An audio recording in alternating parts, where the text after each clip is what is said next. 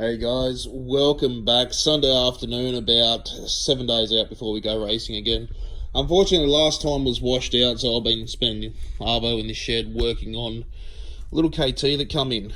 Before we get to that one, as last time washed out, we put up the offer of 3 sprockets for 50. We're going to hold it again this weekend down at Gosford coming. That's 3 sprockets for $50. They're the ones with the Pro Kart logos on them. If you buy them singly, they are $20 each or $20 each. Already the cheapest sprocket on the market, but we're going on special this time, this Sunday only down at Gosford, 3 for $50. Okay, so what we've been working on, what I've had come in lately was a little KT that needed to be modified.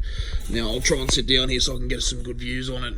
Okay, we found a big drum of this one.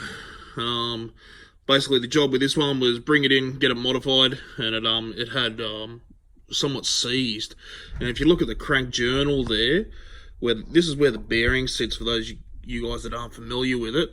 Now, my finger's going to look heaps big in here. Okay, you can't see it in the camera, but there is high and low spots where the bearing is actually seized on the crank, which during racing would have caused the lock up. The motor would have cooled down, would have spun free again.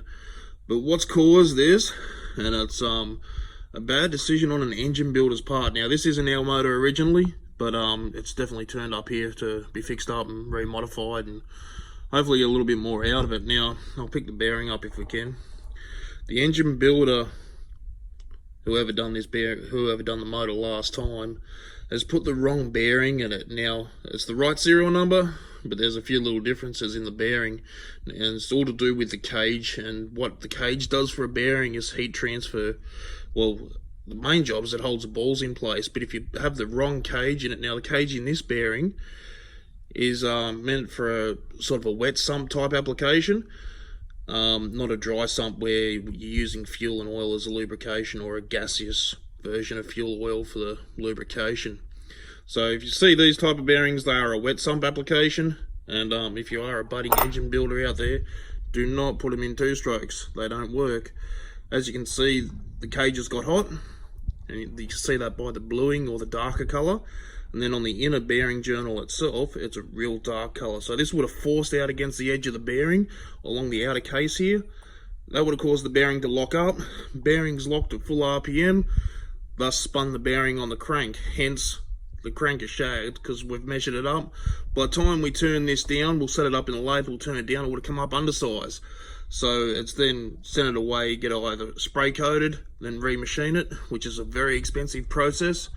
Some would even go the chroming avenue, but a hard chrome in this application would eventually crack up, causing your end play, and then thus vibration, destroying the motor. So unfortunately, through the expense of a probably $5 change in bearing price, it's wrecked the whole crank, and it's the same on the other side as well.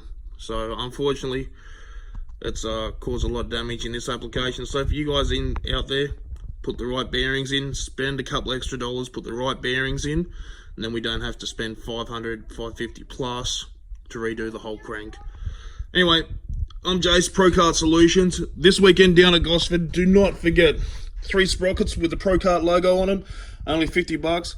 Guys, hope to see you next time. And also, just before I do go, thank you for the comments on the last video. If there is anything you guys want to see, get hold of me, shoot me a message, and we'll try and put it into our tips for you next time round.